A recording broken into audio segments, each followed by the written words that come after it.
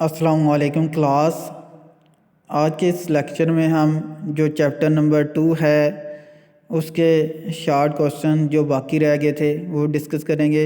I hope آپ نے جو لاسٹ لیکچر تھا اس کے جو ہم نے 14 کوسچن جو ڈسکس کیے تھے وہ آپ نے انڈرسٹینڈ کیے ہوں گے اور یاد بھی کیے ہوں گے۔ تو آج کا لیکچر ہم سٹارٹ کرتے ہیں۔ کوسچن نمبر 15 ہے، قانون تکلیل افادہ محتتم کی 4 حدود تحریر کریں کہ اس کی 4 حدود کیا ہیں جن پہ قانون تکلیل افادہ محتتم لاگو نہیں ہوتا۔ تو وہ علم ہے، کیونکہ علم ایک ایسی چیز ہے جس کو جتنا ہم زیادہ پڑھیں گے اس کی جو طلب ہوتی ہے وہ بڑھتی جاتی ہے، اس لیے اس پہ یہ قانون لاگو نہیں ہوتا۔ مال و دولت، ہم جتنا زیادہ مال و دولت اکٹھا کرتے ہیں تو اتنی ہمارا جو انٹرسٹ ہے، دلچسپی ہے اس کا جو ہم کیا کرتے ہیں کہ اس کے لیے زیادہ کوشش کرتے ہیں۔ اس کے علاوہ تاریخی نوادرات جو کیا ہوتی ہیں کہ قیمتی اشیاء ہوتی ہیں، تاریخ کی جو پرانے وقتوں کی قیمتی اشیاء ہوتی ہیں، اس کے علاوہ نمود و نمائش کی اشیاء، تو ان جو پوائنٹس ہیں ان پہ کیا ہوتا ہے قانون تکلیل افادہ محتتم وہ لاگو نہیں ہوتا۔ اس کے علاوہ کوسچن نمبر 16 ہے، قانون تکلیل افادہ محتتم کی عملی اہمیت کی 3 نکات تحریر کریں۔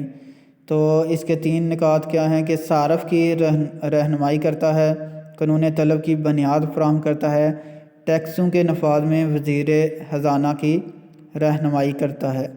اس کے علاوہ کوسچن نمبر 17 ہے، بہت امپورٹنٹ سوال ہے، افادہ کے کوئی سے 4 عوامل تحریر کریں۔ تو افادہ کے عوامل میں کیا ہے کہ خواہش کی شدت پر انحصار، وقت یا موسم پر انحصار، شے کی شکل پر انحصار، شے کے مقام میں تبدیلی۔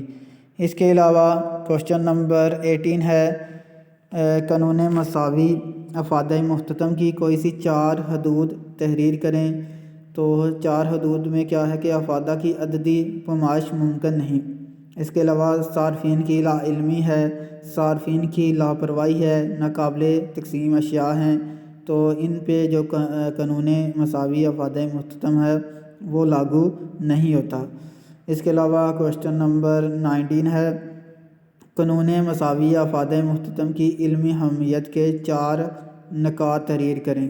تو 4 نکات میں ہے کہ صارفین کی بہتر خریداری کے لیے رہنمائی کرتا ہے، بہتر طور پر ٹیکس عائد کرنے کے لیے وزیر خزانہ کی رہنمائی کرتا ہے، بہتر انداز میں خرچ کرنے کے لیے حکومت کی رہنمائی کرتا ہے۔ اس کے علاوہ عاملین پیدائش کا بہترین اشتراک حاصل کرنے کے لیے آجرین کی رہنمائی کرتا ہے۔ اس کے علاوہ کوسچن نمبر 20 ہے، نقطۂ سیری کی تعریف کریں۔ بہت امپورٹنٹ سوال ہے، اکثر پیپر میں آ جاتا ہے۔ تو کسی شے کے استعمال کے دوران شے کی جس اکائی پر صارف کی خواہش مکمل طور پر تسکین پا جائے، یعنی شے کا محتتم افادہ 0 ہو جائے تو اسے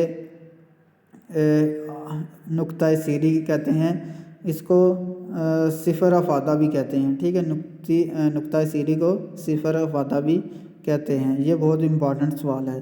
اس کے علاوہ کوسچن نمبر 21 کہ صارف کے توازن سے کیا مراد ہے۔ تو جب صارف اپنی محدود رقم کو مختلف اشیاء پر اس طرح خرچ کرے کہ اس کو ان اشیاء سے زیادہ افادہ حاصل ہو تو صارف کا توازن کہلاتا ہے۔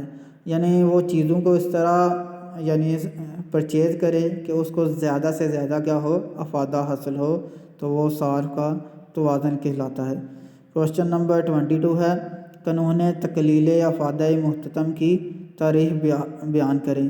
تو کسی شخص کے پاس ایک شے کی مقدار میں اضافہ ہو جانے سے اس کو مزید افادہ حاصل ہوتا ہے، وہ شے کی ہر زائد اکائی کے ساتھ گھٹتا جاتا ہے، جبکہ باقی امور جوں کے تو رہیں، یہ لاسٹ بھی ہم نے ڈسکس کیا تھا، سیم کوشچن ہے، تو آپ نے اس کو اچھے طریقے سے یاد کرنا ہے۔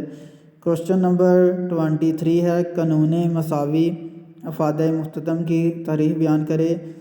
تو زیادہ سے زیادہ افادہ حاصل کرنے کے لیے ایک صارف کو اپنی محدود رقم مختلف اشیاء پر اس طرح خرچ کرنی چاہیے کہ اسے ہر شے سے یکساں مختتم افادہ ہو۔ تو یہ کیا کہلاتا ہے؟ قانون مساوی افادہ مختتم کہلاتا ہے۔ اس کے علاوہ افادہ اور تسکین میں کیا فرق ہے؟ بہت امپورٹنٹ سوال ہے۔ افادہ کسی شے میں انسانی خواہش کو پورا کرنے کی خوبی یا صلاحیت کو افادہ کہتے ہیں، مثلاً پانی میں پیاس بجھانے کی خوبی۔ اس کے علاوہ تسکین کیا ہوتی ہے؟ تسکین کسی شے کے استعمال سے انسانی خواہش کو پورا ہونا تسکین کہلاتا ہے۔ مثلاً ایک شخص کی 2 گلاس پانی پینے سے پیاس بجھ جاتی ہے، تو گویا اس کی پیاس کی تسکین 2 گلاس ہوگی۔ اس کے علاوہ کوشچن نمبر 25 ہے، رویہ صارف سے کیا مراد ہے؟ تو صارف کے توازن حاصل کرنے کی کوشش کو رویہ صارف کہتے ہیں۔ آئی ہوپ آپ نے آج کا جو لیکچر ہے، جو کوشچن ہیں، وہ اچھے سے انڈرسٹینڈ کیے ہوں گے۔ آپ نے نیچے کمنٹ سیکشن میں بتانا ہے کہ آپ کو انڈرسٹینڈ ہو گئے ہیں یا نہیں ہوئے۔ اگر آپ کا کوئی سوال ہے تو آپ وہ بھی نیچے کمنٹ سیکشن میں پوچھ سکتے ہیں۔ Wish you all the best.